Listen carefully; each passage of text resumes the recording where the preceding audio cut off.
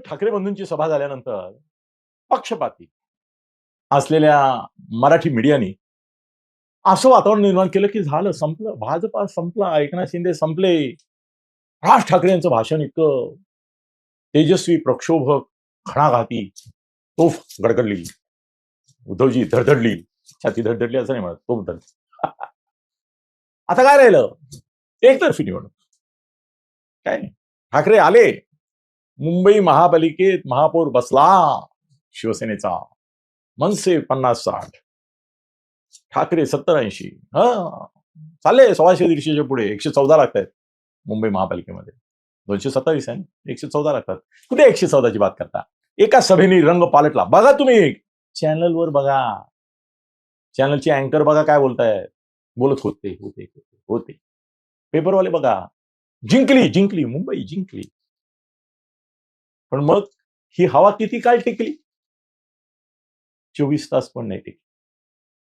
पहिली गोष्ट, छोटासा गोप्यस्फोट काय फार मोठा आहे असं नाही, पण ज्या वेळेला ठाकरेंच्या सेनेने शिवाजी पार्क मागितलं, शिवतीर्थ मागितलं, आणि एकनाथ शिंदे आणि भाजप त्यांनी देखील मागितलं, तर त्यावेळेला ठाकरेंच्या बालबुद्धी आहेत बिचारे, एवढी मॅच्युरिटी नाही. कुठे फडणवीस, कुठे ठाकरे. तर आधी नेहमीप्रमाणे ठरवून घोळ घातला नगरविकास खात्याने, बरोबर, की द्यायचं की नाही द्यायचं, कधी द्यायचं, इतक्या तारखा अवेलेबल आहेत, शेवटच्या 2 दिवसातल्याच हव्या होत्या.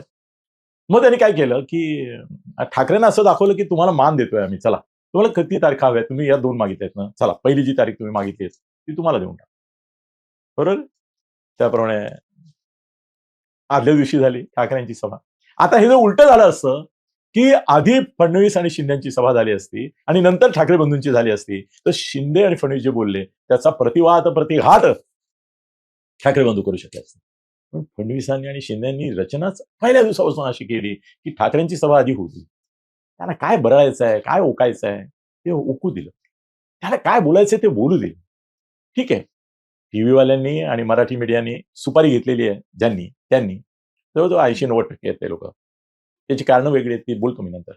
पण त्यांनी अशी हवा केली की आता संपलंच, झाली मुंबई, एका सभेत जिंकली. राज ठाकरे यांच्या भाषणाने मी हेडिंग दाखवू शकतो तुम्हाला. माझ्याकडे ती रचना अजून नाही झाली, येईल. मागे मी लगेच बटन दाबले की मागे तुम्हाला स्क्रीनवर दिसेल त्यांचं भाषणाची क्लिप, की ज्याच्यामुळे, किंवा वर्तमानपत्र किंवा चॅनलच्या लोकांची क्लिप, की एका भाषणाने मुंबईचा नूर पलटला, आता मुंबई शिवसेना मनसेकडे गेली, वगैरे वगैरे. बने हा ठाकरे बंधूंना कळलंच नाही की आपला गेम होतोय. फडणवीसांनी मस्त गेम केला, त्यांना आधी बोलू दिलं, आणि आखरी धाव तो फडणवीसांनी स्वतःकडे ठेवला. दुसऱ्या दिवशी तिथेच सभा घेऊन पंचनामा शब्द पंचनामा शब्द कमी वाटतो मला, पोस्टमार्टम करून टाक. ठाकरेंनी, दोन्ही बंधूंनी, उद्धव फार मरगळलेला चुरगळलेला बिचारा, नर्वस ब्रेकडाऊन झालेला त्याचा जाणवत होता.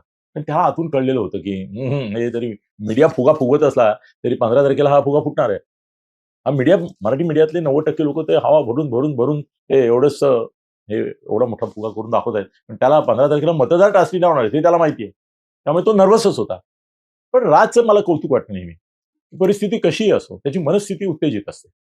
त्यामुळे त्यालाही माहिती आहे की वाट लागणार आहे. पण त्याला हे माहिती आहे की मीडिया आपल्याबरोबर आहे, मतदार नाहीत हेही त्याला माहिती आहे, पण मीडिया आपल्याबरोबर आहे हे त्याला माहिती आहे. त्यामुळे मीडियाच्या बळावर आपण कदाचित मतदारांमध्ये मतपरिवर्तन घडवून आणू शकलो तर.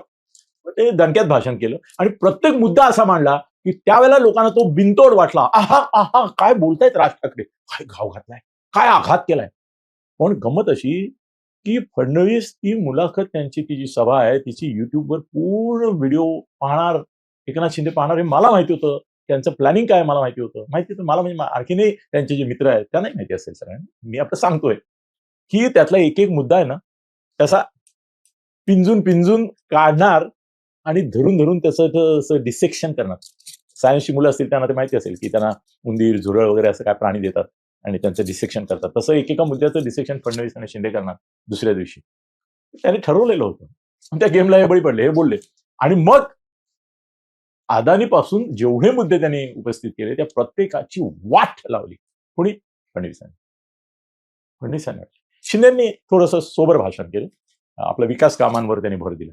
पण फडणवीसांचं भाषण, ओ माय गॉड, त्या दिवशी जर असं आपण वाक्य वापरलं, की एकाने वापरलंय, की ठाकरे बंधूंनी शस्त्र उगारले. शस्त्र हे हातात धरून असं लढायचं असतं, लक्षात ठेवा. अस्त्र वरतून जातं, डायरेक्ट हिट करतं. अरे यांनी तलवार पाजळली, चला धारदार तलवार पाजळली, असं पण एकाने अक्कल पाजळली ठाकरे बंधूंच्या सभेवर. यांनी ब्रह्मास्त्र सोडलं फडणवीसांनी, ब्रह्मोस, की असं जाऊन आदळलं की उद्धस्त करून टाकणार. फडणवीसांनी काय इज्जत बाकी ठेवली सांगा मला. कुठला मुद्दा असा राज आणि उद्धव यांनी मांडलेला त्यांनी बाकी ठेवला की ज्याच्या चिंध्याने गेल्या. एक्सपोज केलं ठाकरेंना, वाट लावली. आज या 2 सभांच्या संदर्भामध्ये पहिल्या सभेनंतर वातावरण बदलले. एक हाती शिवसेनाच्या जाण्याची शक्यता, एक सभेने पालटला. दातखिळी बसली त्या पत्रकारांची फडणवीसांचं भाषण ऐकून. फडणवीसांच्या बोलण्यामध्ये नुसता आवाज नव्हता, हे नुसते आवाज काढत होते. आवाज काय पादल्याचा सुद्धा येतो, त्या आवाजाला काय अर्थ नसतो, हो की नाही. आवाज हा तोंडातून आला तर तो सार्थकी ठरतो, त्याला अर्थ मिळतो. फडणवीसांची जी भाषा होती, ती भाषा परत उच्च दर्जाची होती. त्याच्यामधले विचार जे होते, त्याच्यामधले जे आघात होते, त्या सगळ्याला एक पुराव्यानिशी, युक्तिवादानिशी, खरं म्हणजे ते वकील आहेतच, ते सुप्रीम कोर्टात गेले असते ना, ते मुख्यमंत्री पद वगैरे पेक्षा ते सरन्यायाधीश पदापर्यंत गेले असते कदाचित, किंवा अत्यंत चतुर असे युक्तिवाद प्रवीण वकील म्हणून त्यांनी चिरफाड केली असते, केसेस जिंकत गेले असते. काल मुंबईमधली भारतीय जनता पक्षाची केसच त्यांनी जिंकली. शिवसेना शिंदे गटाची केसच त्यांनी एका भाषणामध्ये जिंकून टाकली. फार एक्सपोज केलं, अगदी अदानींपासून प्रत्येक मुद्द्यावर.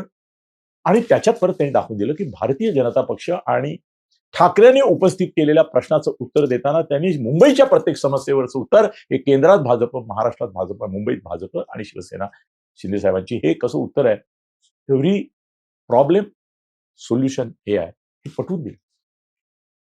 काल ते फडणवीसांचं भाषण ऐकताना आणि त्याचा लोकांवर झालेला परिणाम देखील माझ्या नेटवर्कच्या माध्यमातून अनुभवताना मला असं वाटलं की अरे, देवेंद्र फडणवीस नसते तर काय झालं असतं सांगू. मुंबई ठाकरे बंधू जिंकून गेले असते. केवळ फडणवीसांमुळे मुंबईत भारतीय जनता पक्ष शिवसेना सत्तेवर येतोय आणि त्याचं सगळं श्रेय फडणवीसांना द्यावं लागेल. आणि फडणवीसांच्या त्या एका सभेनी आणि नियोजनाने बुधपर्यंतच्या मुंबईमध्ये भारतीय जनता पक्ष आणि शिवसेना मिळून 125 ते 150 पर्यंत पोहोचते, कदाचित त्याच्याही पार जाईल. धन्यवाद.